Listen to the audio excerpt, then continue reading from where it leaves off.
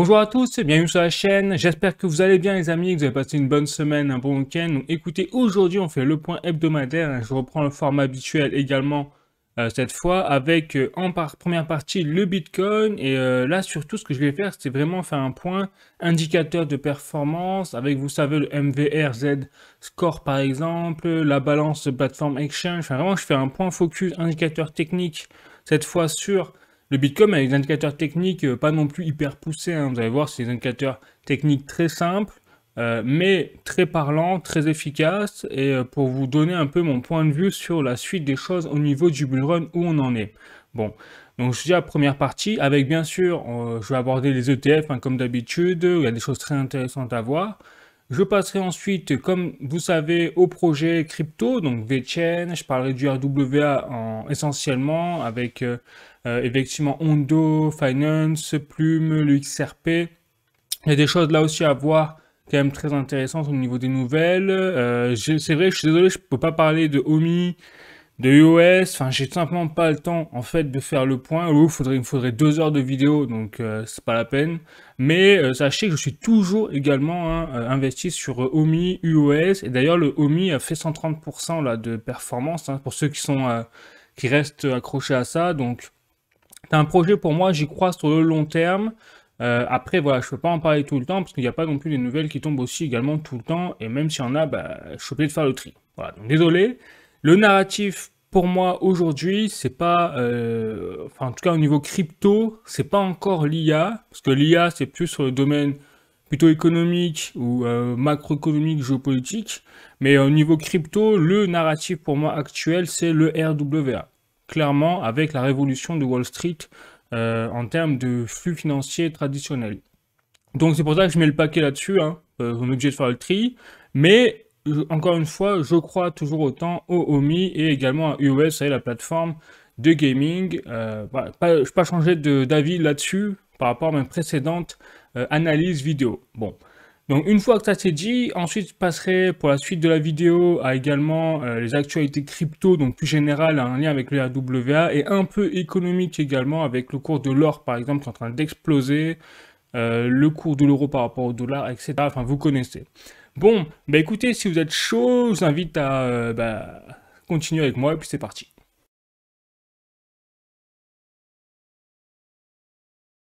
Allez, je commence avec le rapport de Fartile Investors sur ETF Bitcoin Spot et effectivement, regarde un petit peu cette semaine. Donc, on a eu une semaine dernière, on avait vu qui était catastrophique en termes de sortie de flux de capitaux, mais à relativiser bien sûr par rapport en fait à la tendance générale. Et on voit bien que là, d'une semaine sur l'autre, hein, en 3 semaines, on a plus de flux entrants de capitaux sur les ETF Bitcoin Spot que de flux sortants. Et là, cette dernière semaine, on voit bien que du 25 août au 28 août, on a eu des flux vraiment entrants, même si on a eu le 29 août, là, qui a été un peu le vilain canard dans la mare, eh bien, on a eu 126,7 millions de dollars de flux sortants, mais voilà, ça a été largement absorbé et compensé par le reste de la semaine. Donc, on a une semaine positive, clairement sur les capitaux entrant sur le Bitcoin, et là où c'est intéressant, c'est de voir que on a vraiment une rotation de liquidité, parce que sur le rapport de Fartile Investor sur Ethereum cette fois, on voit bien que les flux, clairement entrants aujourd'hui, c'est sur Ethereum. On voit que là, sur 3 semaines, les flux ont été mais vraiment monstrueux. C'est un tsunami d'argent là qui s'est abattu clairement sur Ethereum. Même si le 29 août, là aussi, c'est le vilain canard dans la mare. Mais on voit bien que là, les flux sur cette semaine sont globalement extrêmement positifs sur Ethereum. Et donc, on a atteint un total de 13,53 milliards de dollars injectés sur Ethereum, et donc c'est un record absolu, hein. Je vous rappelle, on n'avait encore jamais atteint ce montant total. Donc on voit bien que là, la liquidité se reporte sur Ethereum et qu'on est en train d'assister vraiment à une Ethereum season, hein, et pas une altcoin season, hein, pas encore une altcoin season, mais une Ethereum season, hein, je précise, et que la liquidité est quand même malgré tout sur Bitcoin. On voit bien qu'il y a un peu des deux, donc je pense qu'on est peut-être en milieu de bull run encore. Je vais vous dire en plus pourquoi c'est mon analyse personnelle. Alors, je rappelle, hein, bien sûr, je ne suis pas un conseiller financier ni en investissement, hein. Je n'ai pas le pouvoir de lire l'avenir, je ne suis pas devin. Donc, je fais mes analyses. À vous de faire également vos propres recherches, vos propres analyses avec vos propres opinions. Parce que voilà, c'est très important d'avoir toujours son propre point d'avis.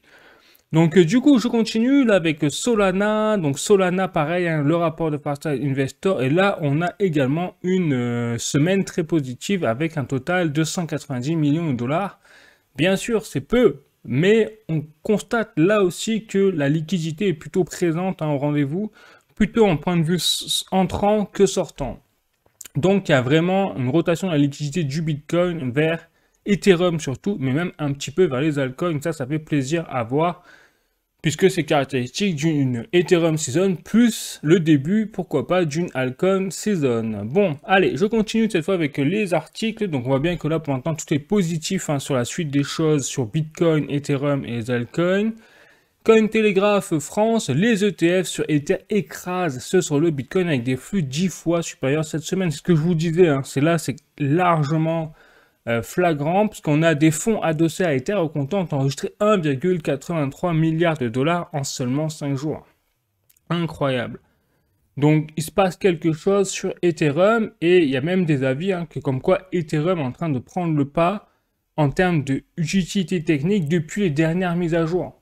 Et j'ai toujours dit que le problème d'Ethereum, pour moi, c'était le problème technique. C'est-à-dire que c'était pas assez scalable et donc il fallait payer des frais de transaction exorbitants, voire plus chers que la transaction elle-même. Donc forcément, au niveau technique, ça pouvait pas passer sur le long terme ou même à un point de vue institutionnel. Impossible. Mais avec les dernières mises à jour, notamment la mise à jour Spectra, je crois, eh bien, ils ont réussi à faire chuter les frais de gaz de façon drastique. Et donc, ça rend vraiment la blockchain Ethereum scalable déjà, mais aussi très confortable à utiliser entre guillemets. Voilà, donc on voit vraiment que là il se passe quelque chose et que Ethereum est en train même de se poser en leader hein, dans tout ce qui est même le RWA. Je vous rappelle, je vais vous montrer en plus, j'ai le site RWXYZ, là, je vous présenterai les chiffres. Donc, très intéressant ce qui se passe en ce moment pour Ethereum. Je continue avec un autre article de journalducoin.com. Bitcoin et Ethereum, les conseillers en investissement sur les ETF crypto. Donc là, c'est là où on est en train d'assister vraiment à un basculement, je pense, du paradigme économique tel qu'on connaissait financier. C'est qu'avant, les conseillers étaient vraiment très frileux avec tout ce qui était crypto. Hein. Presque, justement, quand vous demandiez l'avis d'un banquier ou d'un conseiller en investissement sur la crypto-monnaie, il vous dit surtout n'y allez pas, c'est pour les criminels. Il suffit de remonter 5 ans en arrière, hein. Je pense que vous avez tous été confrontés à ce genre de choses, pour ceux en tout cas qui investissent.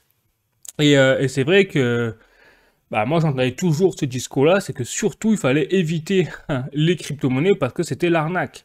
Aujourd'hui, on voit que ces mêmes banquiers, ces mêmes conseillers sont en train de changer leur fusil d'épaule et dire au contraire, il faut y aller. Donc on passe en 5 ans, on est passé de il faut pas y aller à il faut y aller carrément. C'est même pas faites comme vous voulez, non, allez-y.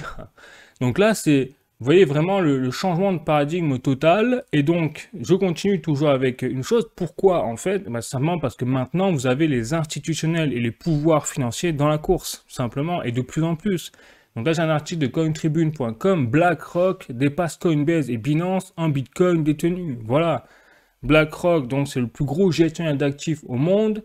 On peut même dire que c'est le roi de la finance et l'entreprise qui tire les ficelles hein, dans le monde parce qu'elle a des parts en fait dans les sociétés, toutes les sociétés du CAC 40, du S&P 500, etc. Même dans stratégie, par exemple. Et donc, elle a son mot à dire ou elle a des informations, bien évidemment, que le commun des mortels n'a pas. Et on le sait, hein, c'est l'information qui fait le nerf de la guerre aujourd'hui avant l'argent, puisque c'est l'information qui fait derrière l'argent. Bref. Donc, on voit bien que là, il se passe quelque chose, et quand BlackRock, dépasse Coinbase et Binance en nombre de Bitcoin détenus, là, il faut quand même qu'on se pose des questions sur l'avenir de la détention hein, de Bitcoin. Et d'ailleurs, j'ai le tableau, justement, exactement de la répartition de Bitcoin que je vais vous présenter après. Vous verrez, c'est édifiant. L'évolution en train d'être... c'est assez différent, on va en parler. Mais voilà, et donc ça explique pourquoi d'un coup tous les gestionnaires actifs, tous les acteurs de la finance traditionnelle qui étaient contre le Bitcoin avant, au préalable, sont maintenant pour. Parce qu'en fait ils ont eu le feu vert et vous avez le roi de la finance qui a adoubé et qui est en train de se gaver sur le Bitcoin, tout simplement. Allez, je continue, donc cette fois avec cryptost.fr, les banques ont fait transiter 312 milliards de dollars d'argent sale en 4 ans. Les banques américaines, on parle même pas de banques mondiales, on parle juste des banques américaines, là, auraient fait transiter des centaines de milliards de dollars d'argent sale lié à la Chine entre 2020 et 2024, selon un rapport. Une quantité qui dépasse très largement celle des crypto-monnaies. Voilà, c'est marrant quand même, parce que c'est ce que je pense beaucoup d'acteurs qui sont présents, d'experts qui sont présents dans les crypto-monnaies, disent depuis quand même quelques années, c'est que en fait, on dirige depuis 5-10 ans tous les maux de la Terre sur l'aspect criminalité, tout ce que vous voyez au niveau des paiements transfrontaliers et des finances, sur le dos des cryptos, alors que vous avez les banques qui depuis des dizaines, allez, je dirais centaines d'années, mais non, ça n'existait pas à l'époque quand même à ce point-là, mais en tout cas sur le point de vue numérique, depuis des dizaines d'années, qui font que ça. Voilà, et ça c'est écrit noir sur blanc, il y a des rapports qui sortent, que les banques font du blanchiment bien plus que tout le secteur des cryptos réunis. Voilà, et c'est normal, c'est logique, puisque on sait, enfin, quand on connaît le secteur de la crypto-monnaie, quand on connaît la technologie blockchain qui est derrière, sur laquelle se base toute technologie crypto, eh bien, c'est une blockchain où chaque transaction est infalsifiable, transparente et indélébile. Donc si vous faites de la fraude et que vous l'inscrivez sur la blockchain, vous inscrivez votre fraude à vie. Et tout le monde peut y accéder. Donc c'est pas étonnant que les fraudeurs, les terroristes et tout utilisent de moins en moins la blockchain quand ils ont compris qu'en fait vous allez se faire choper au bout de 10, 20, 30 ans, quel que soit le temps, parce que c'est indélébile. Ah bah forcément, les banques, c'est pas à ce stade-là. Les banques, c'est bien plus opaque et tout simplement. Donc c'est normal que, en fait, on n'ait pas vraiment les chiffres au niveau des banques précis sur le blanchiment d'argent, la fraude, etc. Mais on sait que de nombreuses banques ont déjà eu des amendes pour fraude fiscale. Alors, rien qu'en France, déjà, il suffit de voir les chiffres, vous avez compris, quoi. Donc, on s'est bien foutu de notre gueule, hein, voilà, pendant 5-10 ans, en disant que la crypto-monnaie, c'était vraiment la cause de tous les maux de la Terre au niveau des fraudes financières, etc. Bon. Donc maintenant, ça commence à sortir, et c'est pas étonnant, parce que comme, du coup, les gestionnaires d'actifs, BlackRock, etc., commencent à dire, bah, il faut adouber le Bitcoin, hein, maintenant, c'est que ça, c'est génial, bah forcément, ils vont commencer à larguer un peu les amarres, à lâcher les infos comme quoi, oui, les banques, c'est vrai que c'est un petit peu moins bien, quoi. Allez dans le Bitcoin. Bon, voilà. Donc maintenant, je vais passer un petit peu aux indicateurs techniques un peu plus précis sur le Bitcoin, avec notamment, vous savez, la TVL, donc là, sur DeFi Llama, et regardez un petit peu l'évolution. On voit bien que la corrélation entre l'augmentation des prix du Bitcoin, ou d'un actif, hein, quel qu'il soit, et sa TVL, donc Total Value Locked, hein, je rappelle, et il est au rendez-vous. Parce que regardez, entre juillet et en fait, même aujourd'hui, hein, on a fait exploser la TVL sur le Bitcoin. Et on a eu une explosion des prix à la hausse, on a eu des nouveaux ATH sur de nouveaux ATH. Et regardez, je ne serais pas étonné qu'on reparte à la hausse pour le Bitcoin, parce que la TVL est vraiment en train de repartir là, tout azimut, vers le haut. On voit bien que là, entre juillet et août 2025, très récent, hein, on est à un record au niveau de la TVL. Donc je ne serais pas étonné que là, le Bitcoin nous reprenne une petite poussée en avant sur des nouveaux ATH à l'avenir. Voilà, c'est assez édifiant là aussi ce qui est en train de se passer. Et on voit qu'on a atteint des records, on a tout pulvérisé sur le Bitcoin, des niveaux jamais atteints au préalable. Et surtout, on a fait un x10, même x20 au niveau de la TVL. Hein. Incroyable. Bon.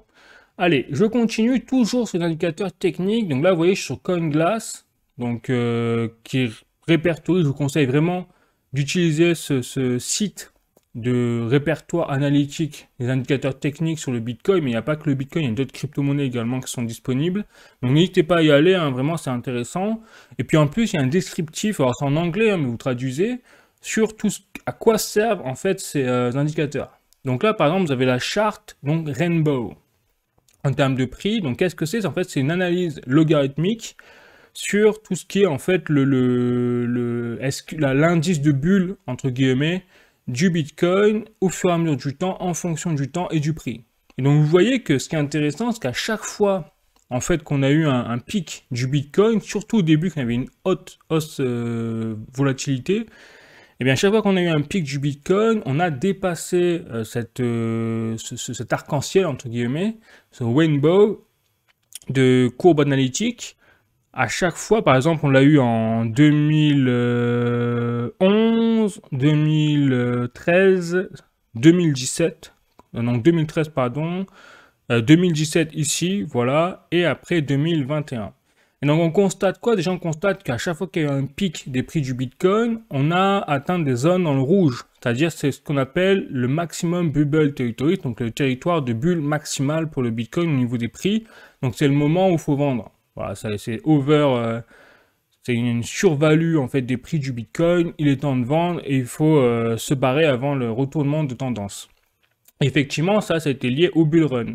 Et après, on a chaque fois vu un cycle baissier, et là, on voit que les prix du Bitcoin ont atteint une courbe, la courbe bleue, c'est-à-dire c'était le bottom hein, sur les prix du Bitcoin. Et là, ce qui est intéressant de voir, on constate qu'au fur et à mesure du temps, sur l'échelle logarithmique, on voit bien que le Bitcoin atteint de moins en moins la zone rouge, c'est-à-dire maximum bubble territory. On le voit bien, par exemple, que là, en 2021, sur les deux pics qu'on a eu du Bitcoin, eh bien, on n'a pas atteint la zone rouge, on est resté sur la zone orange. Bon, c'est-à-dire la zone, en fait, on se pose la question si c'est une bulle ou pas, c'est le moment de vendre ou pas. C'est vrai que le dernier cycle, beaucoup d'éléments laissaient penser qu'en fait, le bull run n'était pas terminé. Ça a pris tout le monde de court, ce pic du Bitcoin, justement pour ces raisons-là, parce que tout le monde pensait qu'on n'avait pas encore atteint la zone rouge cramoisie de bulles d'indice des prix du Bitcoin sur l'échelle logarithmique de l'arc-en-ciel, voilà. Donc, et là, par contre, on constate qu'aujourd'hui, regardez, on est encore en zone, on n'a même pas atteint la zone jaune, on est encore en zone verte. C'est-à-dire la zone verte, c'est la phase d'accumulation. Alors qu'on a un prix quand même, on a atteint plusieurs fois l'ATH. On a fait péter les ATH, là, record sur record, sur l'année 2025. Donc, est-ce que là aussi, il ne faut pas se faire avoir, et est-ce que comme on a une volatilité qui est amoindrie du Bitcoin au fur et à mesure du temps, eh bien en fait, on va se retrouver avec des pics du Bitcoin dans les zones bleues, vertes, désormais ou jaunes? C'est une question à se poser. Personnellement, je pense pas encore, parce que là, on voit bien que tous les éléments, en fait, reportent, et je parle pas que des éléments techniques, je parle également des éléments macroéconomiques avec les nouvelles, les articles que je vous présente, c'est qu'on voit bien qu'on est au tout début de l'entrée en matière des gouvernements, des institutions, des gestionnaires d'actifs, des entreprises, dans l'accumulation du Bitcoin. Donc je pense qu'on est vraiment en zone d'accumulation, c'est tout à fait ça, où les acteurs financiers, en fait, ne savent plus comment faire pour acheter du Bitcoin. Voilà. Donc on est encore peut-être même en sous-évaluation du Bitcoin. Alors après, je m'engage peut-être un petit peu là, mais à mon sens, ce serait pas déconnant parce que, tout le monde veut du Bitcoin aujourd'hui sur la phase institutionnelle. Voilà, donc ça, c'est un premier indice qui est intéressant, ce qui nous dit, bon, là, on est tranquille, en fait. Tranquillou. Après, c'est pas fini, hein, j'en ai un paquet à vous présenter d'un indicateur de performance. Là, on a le MVRVZ Score. Regardez un petit peu, donc ça, c'est un indice, en fait, qui présente justement tout ce qui est l'aspect de surévaluation des prix du Bitcoin ou sous-évaluation. En fait, c'est simple, cet indicateur. Si on dépasse, par exemple, je crois, les 4 ou les 5, eh bien, on est vraiment dans une zone où il faut vraiment vendre, hein, parce que c'est surévalué, surcoté, et inversement, si on est en dessous, on est entre les 2 ou entre les 1 et les 0, eh bien, c'est le moment où, en fait, on a une accumulation où il faut acheter. Et regardez, effectivement, pareil, on constate qu'à chaque pic des prix du Bitcoin, que ce soit 2017, 2013, 2011, eh bien, on a un MVRVZ score qui a explosé et qui a dépassé même, qui a frôlé les 10 en fait. Vous voyez, c'est le score maximal en fait. Et donc, là aussi, on constate que au pic de 2021, il était un peu plus faible. Donc, on voit bien que les indicateurs de performance en 2021 ont vraiment laissé penser à beaucoup de gens, beaucoup de même d'experts, d'analystes techniques, etc., que le bull run n'était pas terminé, alors qu'en fait, si, c'était le pic.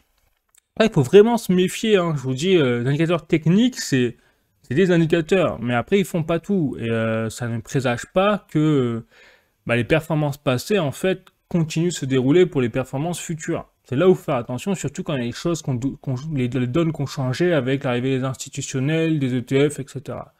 Donc moi, je vous présente ça uniquement pour vous dire, voilà, montrer un petit peu ce qui se passe aujourd'hui sur ces indicateurs-là.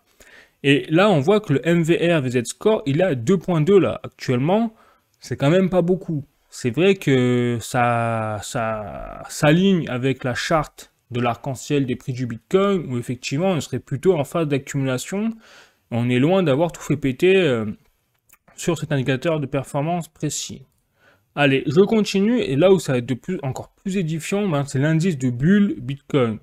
Et là, l'indice de bulle Bitcoin, il est vraiment à la ramasse. C'est-à-dire, bon, on voit bien que sur les précédents pics haussiers, précédents cycles du Bitcoin, en 2017, l'indice de bulle, il a tout fait péter. On le voit bien. 2021 aussi. Là, pour le coup, c'était flagrant. 2021, l'indice de bulle, on ne peut pas s'y tromper, nous étions dans une bulle. Aujourd'hui, 2025, excusez-moi, mais il y a du chemin, quoi. Il y a du chemin à faire. Bon, alors qu'on a fait péter les compteurs au niveau des prix. Donc, on voit bien qu'on est très loin de quelque chose où on est au bout, quoi. On est au début. En fait, on a l'impression qu'on est au début. Ou alors, je sais pas. C'est dingue. Et c'est pas fini. C'est-à-dire que là, en rose, regardez, en rose, c'est quoi? C'est les tendances Google de Bitcoin. Regardez-moi les tendances Google de Bitcoin. Tout le monde s'en fout, en fait. C'est-à-dire que le Bitcoin nous a atteint des précédents ATH qui a dépassé les 120 000 $. Tout le monde s'en fout. C'est ça que ça veut dire. Donc, c'est pas étonnant. C'est pour ça que je trouve que c'est cohérent de penser qu'aujourd'hui, on n'est plus dans la même phase de marché que précédemment. C'est-à-dire que les prochains ATH, c'est-à-dire même quand le Bitcoin va atteindre les 200 000 $, je ne serais pas étonné qu'il n'y ait pas autant d'engouement qu'avant, tout simplement parce que je l'avais déjà dit dans mes précédentes vidéos. Je pense qu'il y a maintenant, il y a un biais psychologique. Il y a une limite psychologique qui fait que les gens, ils disent le Bitcoin est trop cher. Alors que quand on était encore dans les, entre 10 et 50 000 €, bon, ça pouvait le faire, quoi. Voilà, mais un peu moins. Et d'ailleurs, c'est peut-être pour ça que les indicateurs techniques en 2021 étaient moins élevés qu'en 2017. Alors qu'en 2017, on était entre 1000 et 20 000 $ sur le bull run de l'époque. Donc tout le monde pouvait y aller, en gros, entre guillemets. Voilà. Puis en plus, le pouvoir d'achat n'est pas le même entre 2017 et aujourd'hui, l'épargne n'est pas la même, enfin bref, voilà. Donc l'argent, en fait, l'argent ne provient plus du même secteur. C'est-à-dire 2021-2017, c'était surtout la masse, le retail, qui investissait dans le Bitcoin. Donc il fallait un biais psychologique où 1000 $ c'est bien, 20 000, ouais c'est bien aussi, mais c'est commence à être chaud, et puis 50 000, mais bon, on arrête quoi. Et 100 000, c'est fini. C'est fini, 500 000, vous avez perdu tout le monde là. Voilà, et c'est un peu l'impression que j'ai. Donc aujourd'hui, le marché, il est vraiment porté par les institutionnels sur le plan des indicateurs sociaux, enfin, plein de choses. Ça se répercute ici. Et ensuite, vous avez la difficulté Bitcoin. Qu'est-ce que c'est la difficulté Bitcoin? C'est la difficulté du minage. C'est le hash rate, en fait. Donc tous les mineurs là galèrent à miner du Bitcoin avec leur logiciel parce qu'il faut de plus en plus de puissance de calcul pour déterrer les derniers Bitcoins. Voilà, donc on voit bien qu'il se passe quelque chose. Là vous avez les transactions Bitcoin. Alors là les transactions Bitcoin, ça va totalement en adéquation avec la total value locked que je vous ai présenté au préalable. On voit qu'il y a une explosion des transactions en Bitcoin au niveau mondial. Là, donc le Bitcoin aujourd'hui ne sert pas uniquement en termes d'échange de valeur. Il sert également en protection, donc on le voit bien, contre l'inflation, etc. En investissement pour les gestionnaires d'actifs, mais également aussi dans la vie de tous les jours dans certains pays, notamment je pense au Venezuela, l'Argentine, etc., où les monnaies fiat sont pétées la figure, où là-bas c'est un moyen vraiment d'échange. Et ça se retrouve tout à fait dans l'évolution des transactions du Bitcoin. Voilà. Donc aujourd'hui, quand je vois ça, je me dis, on est loin d'avoir tout vu, en fait. On est loin d'avoir tout vu. Bon, je continue, et là, ce qui me fait dire qu'on est loin d'avoir tout vu, c'est ça. Ça, c'est le combo ultime. C'est la réserve, en fait, des bitcoins présents sur toutes les plateformes exchange. Vous voyez, all exchange. Donc, Binance, Coinbase, enfin, toutes. Et là, regardez, on a atteint encore aujourd'hui, en 2025, là, on est à un all-time low, c'est-à-dire un nouveau plus bas, jamais enregistré, depuis 2023, là, 2022. Voyez, on n'a pas arrêté. Bon, donc il se passe quelque chose. Donc vous voyez, donc il y a un choc là entre l'offre et la demande qui est en train vraiment d'arriver. Surtout que ça, c'est pas terminé.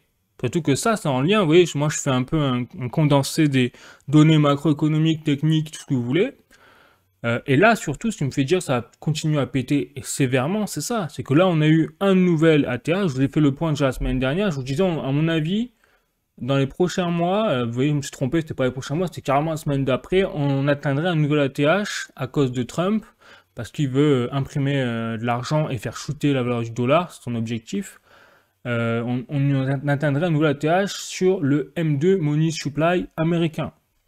Parce que je rappelle qu'on a déjà atteint un nouveau ATH sur tout ce qui est l'euro, la Chine, et également même le Japon. Alors, le Japon, on l'a pas encore là, officiellement, mais ça va arriver, que tout le monde imprime de l'argent pour financer les dettes publiques aujourd'hui. Il n'y a pas le choix. Donc, on le sait, vu que là, les Américains ont refait péter la planche à billets avec un nouveau record, donc jamais vu, hein, eh bien, cette liquidité-là va se déverser où? Elle va se déverser vers les actifs boursiers à risque, tout ce que vous voulez, et donc le Bitcoin. Voilà. Donc, on va avoir la liquidité qui va encore là arriver sur le Bitcoin dans les prochains mois. Bon, je continue, et là, on atteint vraiment les chiffres mathématiques hein, sur le nombre de Bitcoin détenus par les entreprises, notamment. Donc là, on a juste 100 entreprises.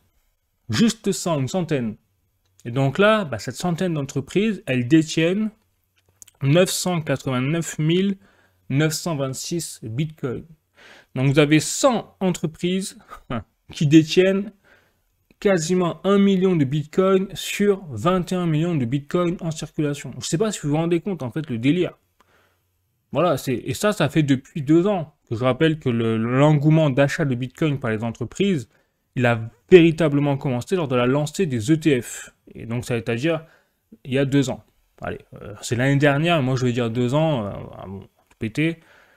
Donc, enfin, quand même, c'est du délire.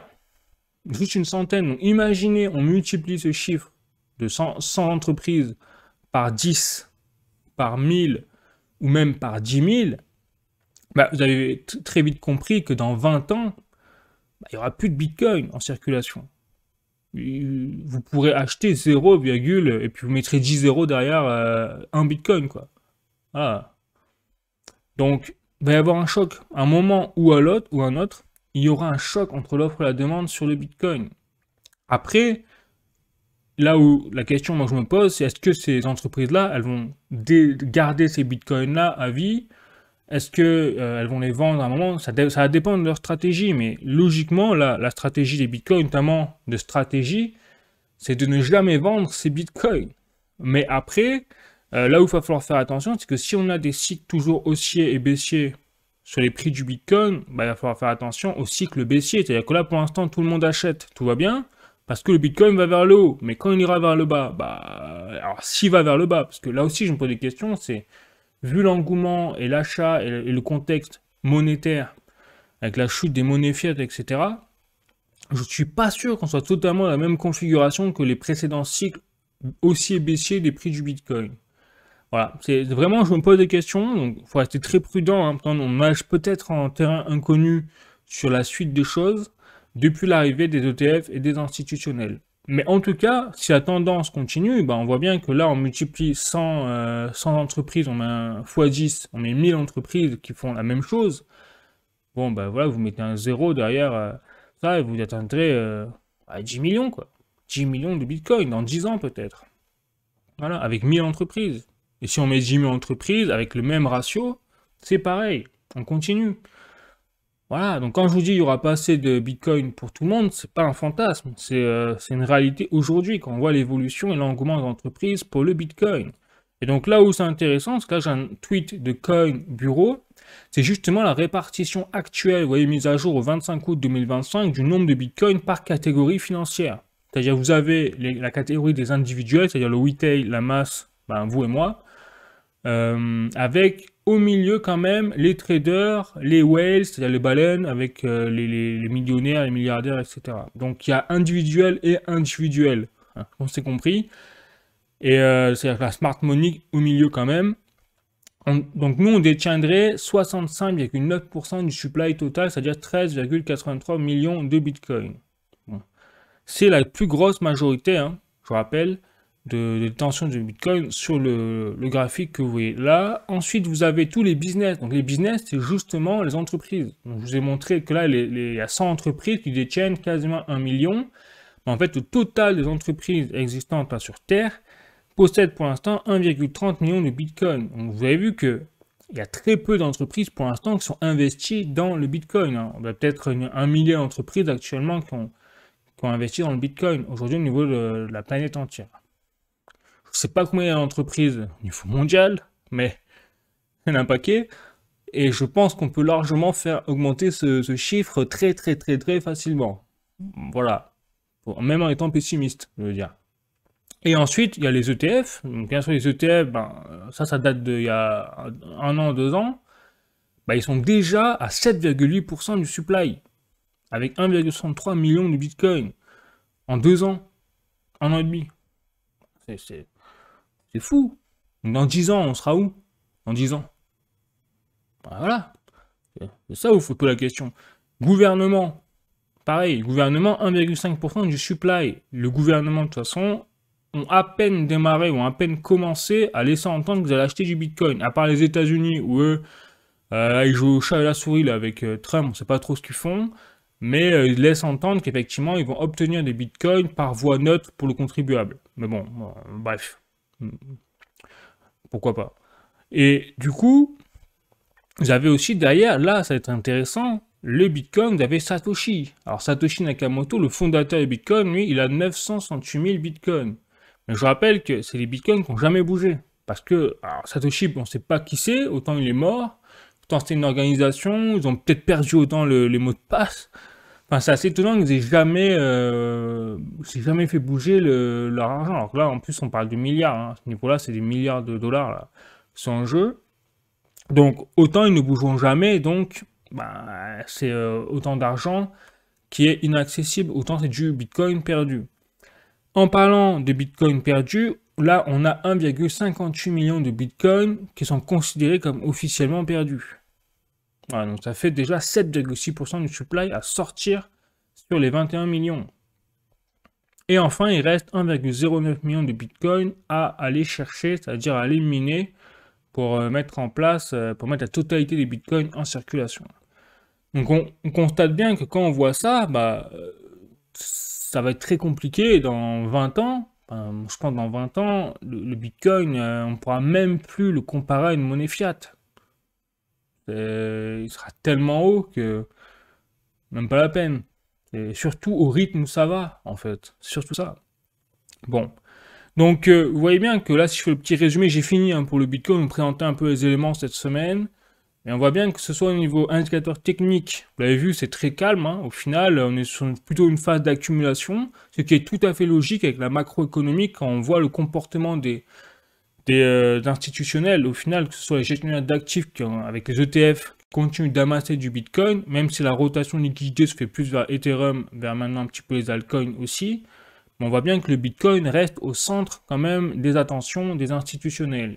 Et également pour les entreprises, alors les entreprises c'est encore pire, les entreprises on voit s'arrachent le Bitcoin et on a à peine 100 entreprises qui détiennent déjà quasiment 1 million de Bitcoin au niveau de la planète.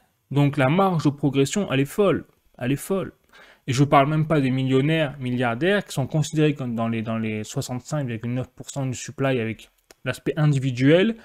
Mais je pense qu'on devrait dans cette case-là diviser par deux, enfin scinder les deux cases en mettant d'un côté les supérieurs à 10 bitcoins et de l'autre côté les inférieurs à 10 bitcoins. Et là on verrait que aussi, ce serait assez étonnant à voir en termes de nombre de baleines qu'il y a, etc.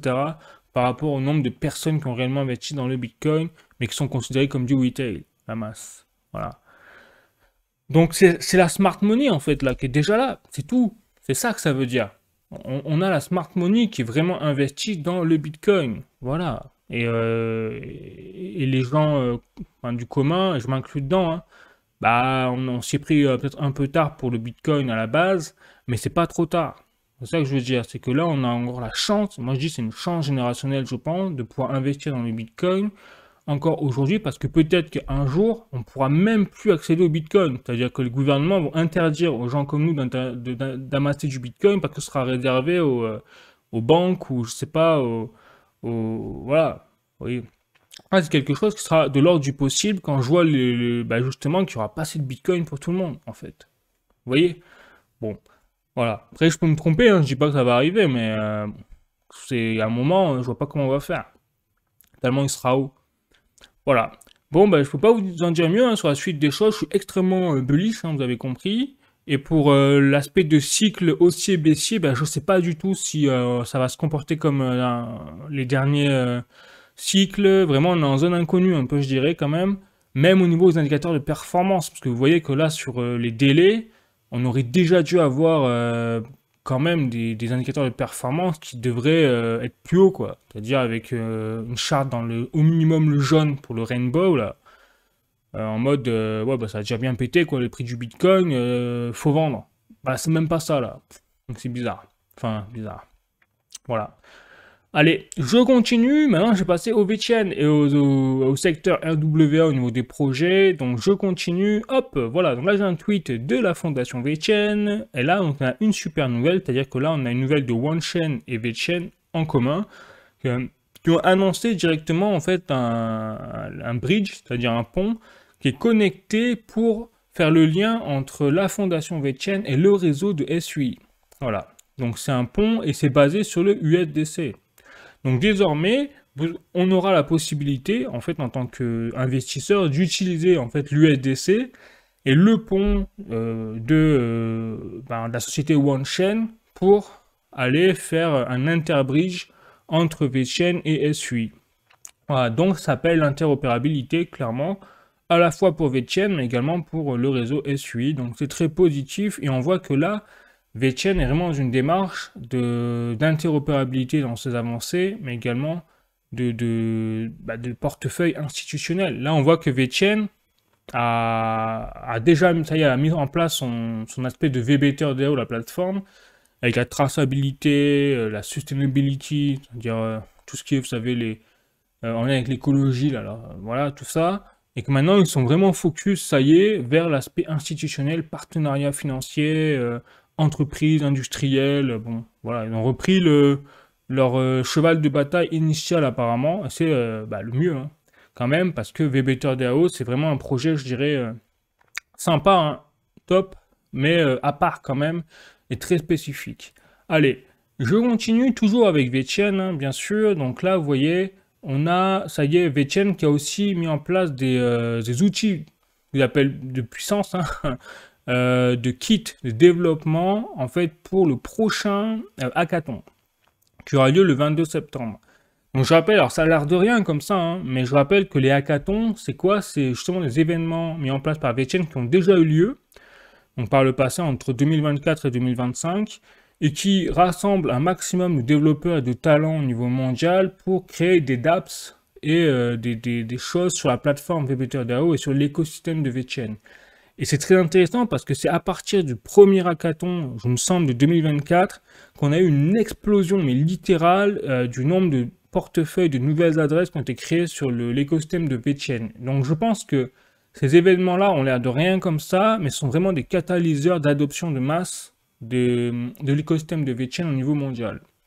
Donc à ne pas négliger, et le prochain a lieu du coup le 22 septembre. Je continue avec toujours un tweet de la fondation VeChain qui là fait référence, tenez-vous bien, au partenariat. Vous savez que j'avais déjà annoncé entre VeChain et Crypto.com, donc là, il y a une semaine ou 2 semaines, ouais, au 18 août 2025. Et regardez là, ils ont renoué, on va dire, remis en avant ce tweet. Pourquoi? Simplement parce qu'en fait, Crypto.com a fait une grosse annonce avec le partenariat entre donc Crypto.com et le Trump Media Group.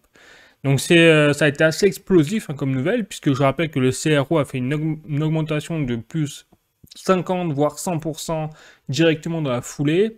Et en fait, Trump Media Group, donc CRO Stratégie, a annoncé 6,4 milliards de dollars de fonds pour construire, en fait, ils appellent une trésorerie de Americas Chronos, donc notre entreprise.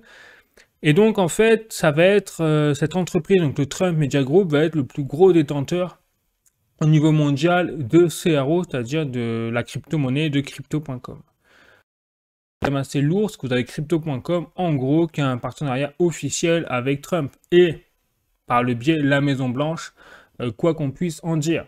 Donc Crypto.com risque de gagner des parts de marché, je pense, à l'avenir, et notamment à un boulevard en termes de régulation, c'est clair, vu qu'ils ont le président des États-Unis dans la poche. Bon, donc c'est pour ça que VeChain, du coup, a annoncé son partenariat quand même avec Crypto.com.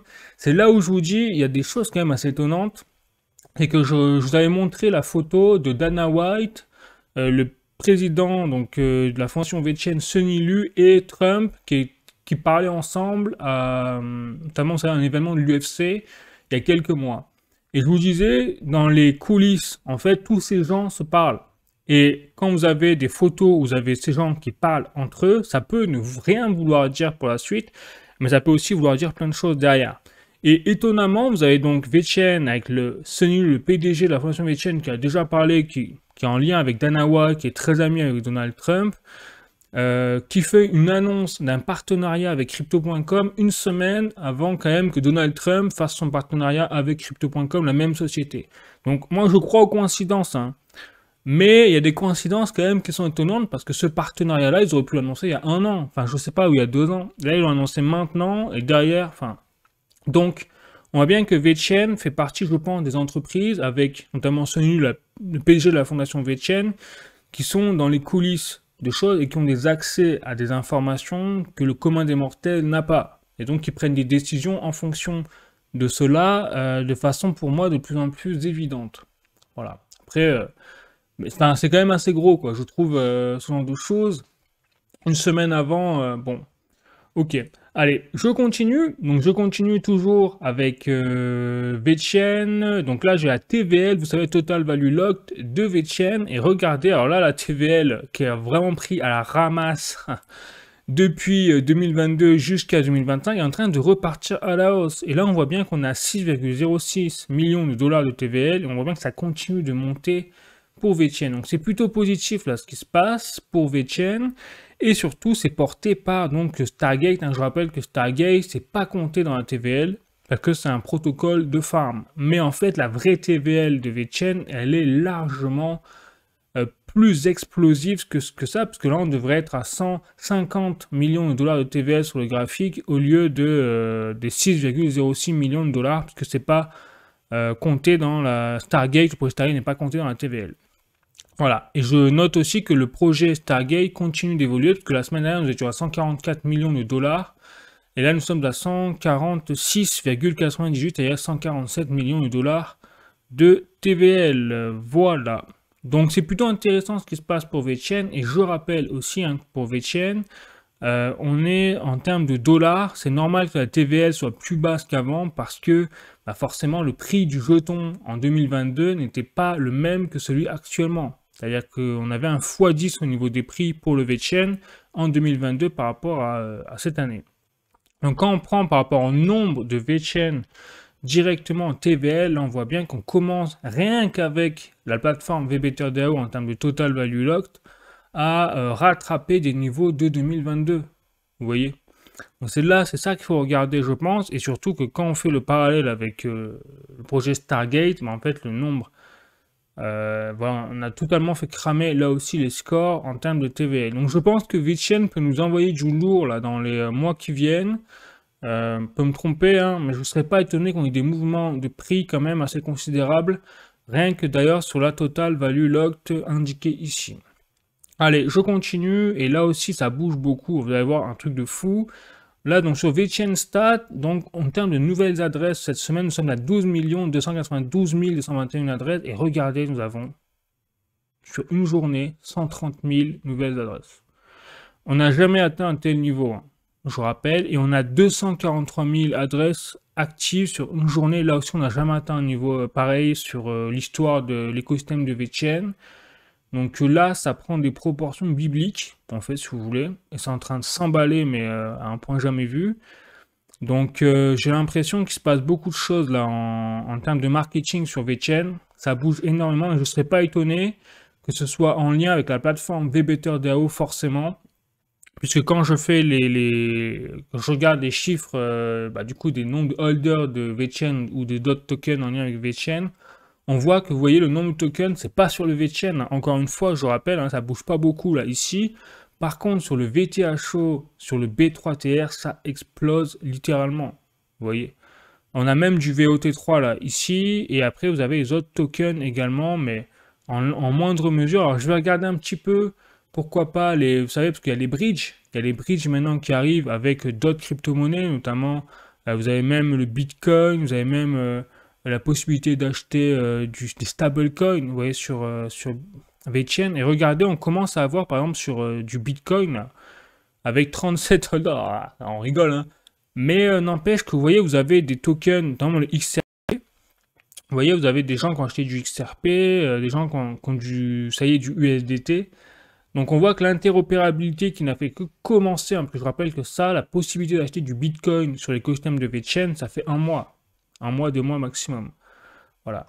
Mais on voit qu'il se passe quelque chose, en tout cas, sur l'écosystème de VeChain. C'est très positif. Et moi, notamment, juste sur la TVL, je pense que rien que ça, déjà, on va avoir des mouvements haussiers à l'avenir. Et je ne serais pas étonné que VeChain nous ponde encore d'autres annonces sympas dans les temps à venir. Vraiment, je garde confiance sur ce projet. Allez, je continue. Cette fois, je passe à ORWA puissant et on va dire profond sur l'aspect révolution de Wall Street. Et là, donc, du coup, je parle du leader là-dedans, c'est Ondo Finance. Avec leur annonce, j'en ai parlé la semaine dernière, mais là, je vous montre l'annonce officielle de Ondo qui présente sa Global Market qui sortira du coup le début septembre, le 9 septembre, il me semble. Donc ils l'ont noté, je sais pas où, je sais pas, c'est pas dans ici, donc c'est peut-être pas la bonne annonce. Bon, je suis désolé. Mais en tout cas, voilà, ils annoncent donc plus d'une centaine d'actions boursières tokenisées, également des ETF, au jour numéro 1. Donc dès que ça sort, vous aurez la possibilité d'acheter par exemple des actions de Visa, Apple, Tesla, Nvidia, juste en manière tokenisée, avec une disponibilité 24 heures sur 24, 7 jours sur 7, sans avoir besoin de passer par des commissions de fous en vigueur d'autres brokers. Donc là, je pense que les sociétés de courtage, brokers, les banques qui proposent ce genre de service ont du souci à se faire. Parce que, vous la voyez, là, on rentre dans une révolution et dans un Wall Street 2.0. Tout à fait, totalement. Bon. Donc ça va être du lourd pour Ondo Finance, hein, je rappelle, dans quelques jours au final. La TVL de Ondo se porte très très bien, on le voit. Et ne fait que grimper depuis quand même 2023. Je rappelle qu'en 2023, nous étions à une TVL de 500 000 dollars. Nous sommes aujourd'hui à une TVL de 1,37 milliard de dollars. C'est du jamais vu. Ça, c'est une TVL, la croissance, c'est de l'ordre de la croissance de la TVL du Bitcoin sur la même période. Vous notez. Et ce qui est étonnant, c'est que la courbe d'Ondo Finance au niveau des prix n'est pas du tout la même que cette TVL. Regardez, nous sommes à des niveaux, vous voyez, jusqu'en 2024, là, je suis en 2024, alors on a une évolution des prix, mais là, on a un niveau des prix, on voit bien que ça ne suit pas du tout la TVL. Donc, je pense que Ondo Finance aussi, quand ils vont sortir leur Global Market, ça va faire très mal. Ça va faire très mal. Voilà. Donc, moi, c'est un projet que je suis de très près, vous le savez, depuis un petit moment. Mais je pense, je ne serais pas étonné que là, avec le RWA, la sortie de leur Global Market, vu la TVL, hein, je remonte la TVL de Ondo, même si je vous rappelle que la TVL ne fait pas tout sur un projet, mais ça montre quand même l'engouement, la puissance du projet en termes d'intérêt des investisseurs pour justement allouer des fonds sur cette blockchain-là. Donc là, je vois que les indicateurs quand même sont au rendez-vous, largement dans le vert. Et même au niveau macroéconomique, Ondo Finance sont pareil, hein, je rappelle, en partenariat avec de très nombreuses sociétés, très nombreuses, et également avec Eric Trump, la société Trump. Bon, ils ont le bras, la liste longue comme le bras de partenaires officiels très puissants. Donc, je ne serais pas étonné qu'ils explosent tout sur leur passage. Donc, un projet vraiment à surveiller de très près dans les semaines qui viennent, justement pour cette raison-là. Moi, je vous engage à regarder ce projet et à vous faire votre propre avis toujours. Allez, je continue toujours sur le RWA cette fois. Donc là, j'ai un tweet de CryptoDep et justement qui fait référence, vous savez, à la petite pépite, à mon sens, je peux me tromper, mais regardez, les chiffres parlent d'eux-mêmes, hein, c'est-à-dire que c'est les top blockchains de protocole en termes de nombre de détenteurs de RWA. Et donc, vous avez en numéro 1, ce que je vous disais, hein, c'est Plume avec 192 000.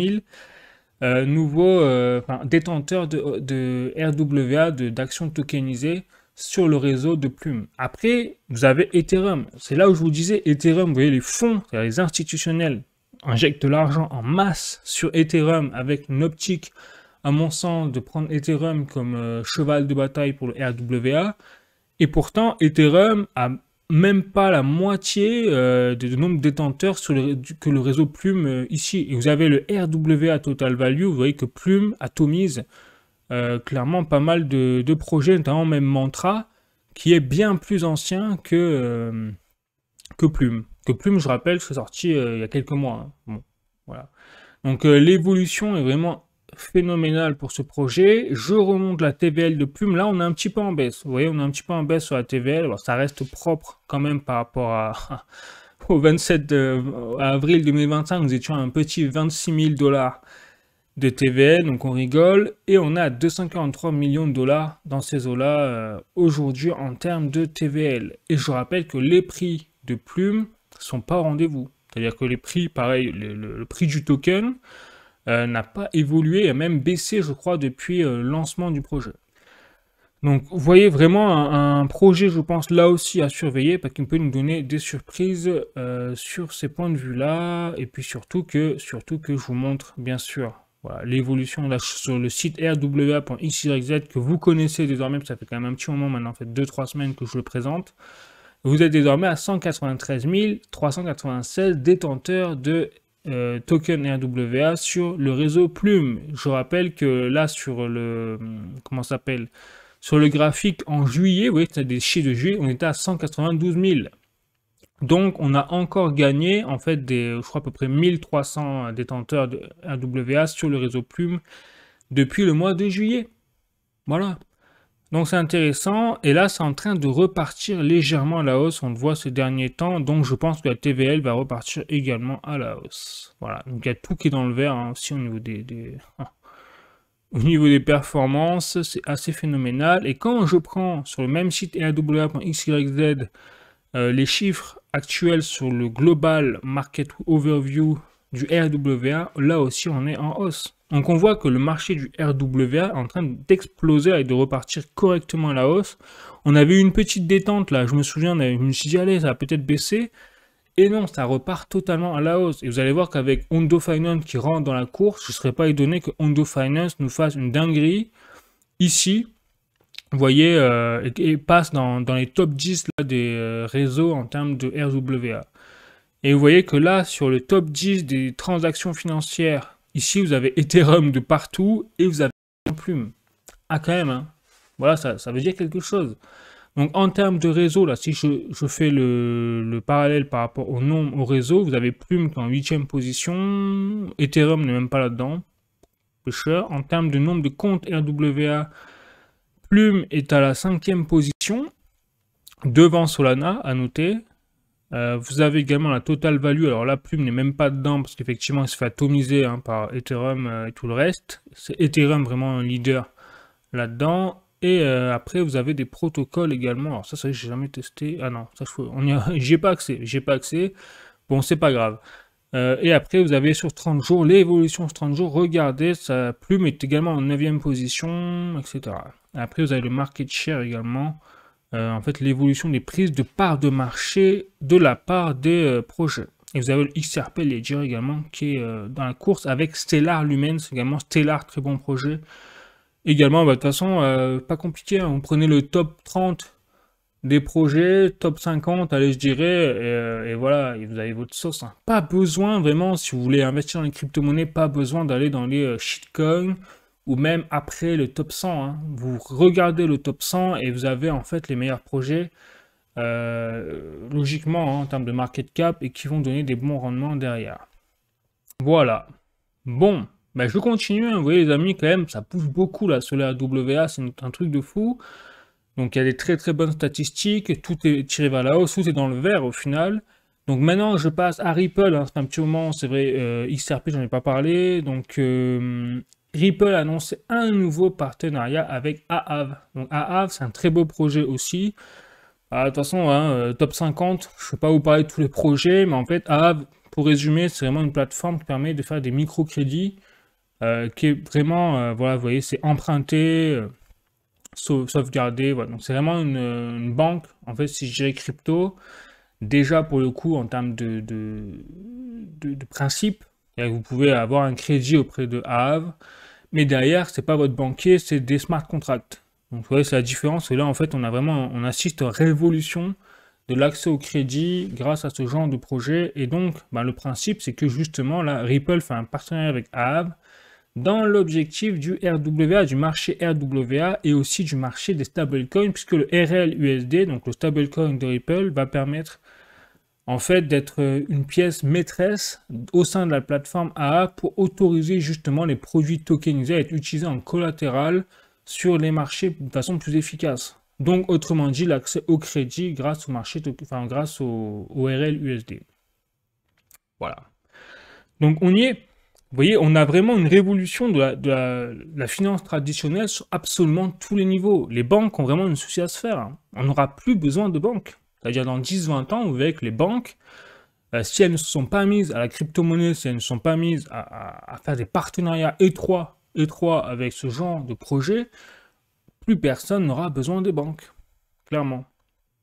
Voilà. Bon, allez, je continue maintenant sur les actualités RWA crypto plus générales et des actualités intéressantes. Donc, journalducoin.com, 92 ETF crypto attendent le feu vert de la SEC. Solana, XRP, Doge et plus. Et là, je vais vous montrer donc, dans l'article le petit tableau. Vous voyez, un petit tableau qui liste les 92 ETF. Et donc, dedans, devinez, vous avez Ondo Finance, vous avez Link également, vous avez donc le XRP, Solana. Voilà, donc ça veut dire quand je vous dis qu'on va avoir une altcoin season, je pense, qu'on n'est pas encore en altcoin season, c'est qu'on n'a pas encore les ETF liés à ce genre de projet.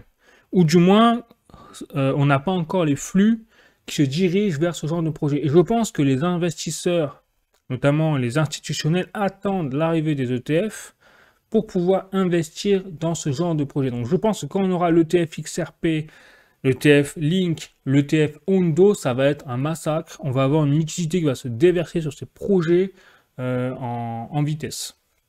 Voilà. Et donc on voit bien que pour l'instant, la liquidité elle est bloquée à Ethereum en fait. Elle bouge le Bitcoin. Alors elle arrive encore quand même dans le Bitcoin, mais après elle bouge vers Ethereum et elle se reste bloquée là. Alors il y en a un peu qui se dirigent vers Solana, on l'a vu, mais c'est pas la folichon. Et donc je pense que là où ça va être la folie, ça va être les ETF XRP. Ça, je pense vraiment que ça va être n'importe quoi. Bon, allez, je continue, toujours avec les actualités en lien avec le RWA, avec la crypto-monnaie du Révolution Finance Traditionnelle. Donc cryptost.fr, qui sont les 5 entreprises crypto choisies par les États-Unis pour publier le PIB sur ces 9 blockchains. Donc là, je rigole quand j'entends. Clairement, je pense à des conversations que j'ai eues avec des personnes qui me disaient la blockchain, ça va disparaître. La blockchain, c'est juste quelque chose d'éphémère. Bah, pas trop, non, hein, pas trop, puisqu'on voit que même les États-Unis utilisent la technologie blockchain désormais, même pour leurs propres statistiques. Imaginez quand même. Et l'objectif, donc, c'est quoi? Donc, les États-Unis publient leur produit intérieur brut sur 9 blockchains, dont Bitcoin et Ethereum. Pour ce faire, 5 entreprises crypto collaborent avec le gouvernement, incluant Coinbase et Chainlink. Donc, pourquoi ils font ça? C'est pas dit en un petit court paragraphe, mais pourquoi ils font ça? C'est vraiment parce qu'ils veulent de la transparence et ils veulent quelque chose d'infalsifiable. Donc, qu'est-ce qu'ils ont utilisé? Ils ont utilisé la blockchain. Donc, c'est là où je veux vous dire la différence entre notamment les banques avec le système opaque traditionnel actuel qui est lourd hein, à gérer, à financer, etc. Eh bien, la blockchain permet d'avoir quelque chose de transparent, infalsifiable, indélébile et apporte la confiance. Et c'est vrai que les statistiques, c'est la première chose dont on se pose tous la question, c'est est-ce que les données sont fiables? Voilà. Donc on voit bien que là, la blockchain permet en fait la sécurité et la fiabilité du big data, des données. Bon. Et les États-Unis commencent déjà à l'utiliser. Et donc on peut dire ce qu'on veut de Trump, mais ça c'est quelque chose quand même de très révélateur sur la nature du gouvernement. Ce serait intéressant qu'on ait la même chose en France. Je voudrais qu'on hallucinerait. Je pense qu'on hallucinerait sur les chiffres et les données qu'on verrait passer. Parce que là, en fait, vous ne pouvez plus tricher. Avec la crypto-monnaie, la blockchain, vous ne pouvez plus tricher sur les données. Bon, voilà. Donc les 9 blockchains qui ont été choisis, donc c'est Bitcoin, Ethereum, Solana, Tron, Stellar, Avalanche, Arbitrum, Polygon et Optimism. Voilà. Donc là, vous avez une liste de projets forcément intéressants désormais, encore plus qu'avant, sur lesquels vous pouvez faire vos propres recherches. Allez, je continue, cette fois un article de Cointelegraph France. Donc l'adoption des cryptos explose au Venezuela. Donc des petits commerces aux grandes enseignes, les Vénézuéliens adoptent les stablecoins alors que l'inflation s'emballe et que le bolivar perd plus de 70% de sa valeur. Voilà. Et c'est là, je pense que c'est ça qui me fait dire qu'on n'est peut-être plus dans la même optique qu'avant, dans les cycles haussiers et baissiers aussi puissants qu'avant sur le Bitcoin, sur les crypto-monnaies. Parce que avant, quand c'était 2017, même 2020, 2021, la crypto-monnaie, c'était uniquement pour se faire du pognon. C'est clair. Donc, c'était une nature spéculative. Clairement. Avec des acteurs qui étaient dans l'optique d'être dans la spéculation. Aujourd'hui, la crypto-monnaie, c'est de moins en moins ça. La crypto-monnaie, c'est la valeur refuge contre l'inflation. Donc, on voit avec le Bitcoin. Mais également, même dans l'optique de faire les transactions dans la vie de tous les jours pour justement être dans autre chose qu'une monnaie fiat classique. Donc même pour contourner les sanctions, par exemple, plein de raisons. On l'a vu avec la Russie, par exemple, quand la Russie a été mise sous sanction de la part de l'Occident, eh bien, elle a fait des opérations financières avec la Chine commerciale en Bitcoin, notamment. Ça avait fait d'ailleurs un tollé à l'époque, je me rappelle, et ça avait relancé une petite vague de criminalité médiatique de la part des médias sur le Bitcoin.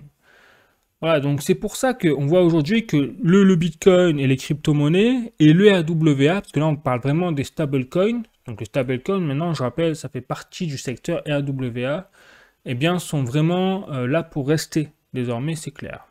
Donc pour moi vraiment tout est dans le vert là, pour les crypto-monnaies, pour la blockchain, et je pense que ça va vraiment s'intensifier dans les années qui viennent, justement quand on fait le parallèle avec l'actualité économique, notamment avec la chute donc, de la valeur des monnaies fiat, que ce soit le dollar, l'euro, la livre sterling, tout, et quand on fait le parallèle avec la crise politique et économique qui s'en vient, notamment même pour l'Europe.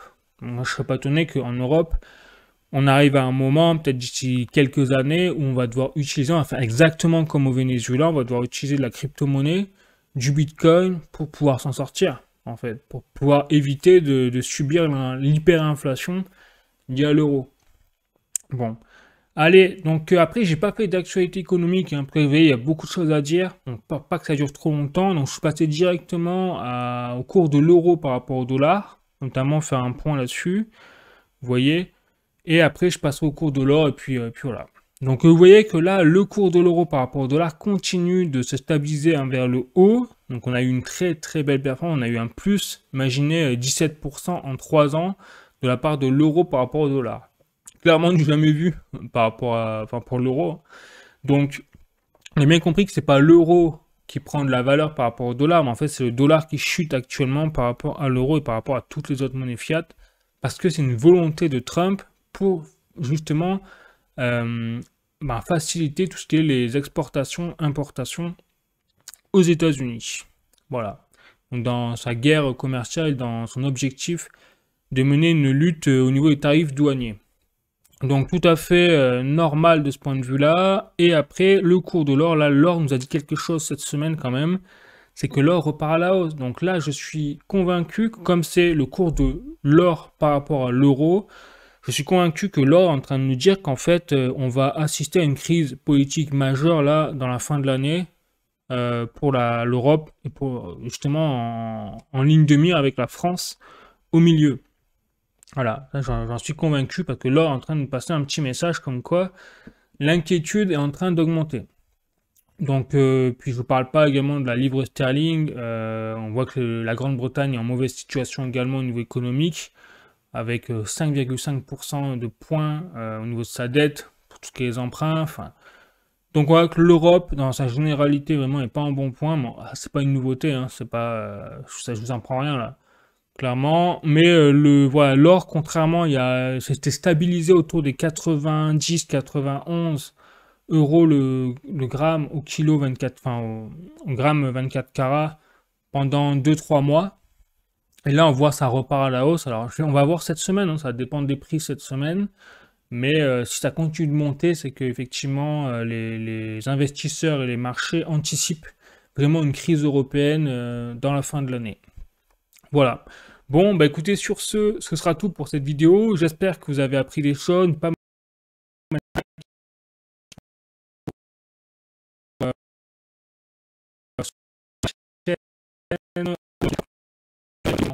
la notification. Et puis sinon, bah écoutez, je vous souhaite une très bonne semaine. Et je vous dis à la semaine prochaine pour une nouvelle vidéo.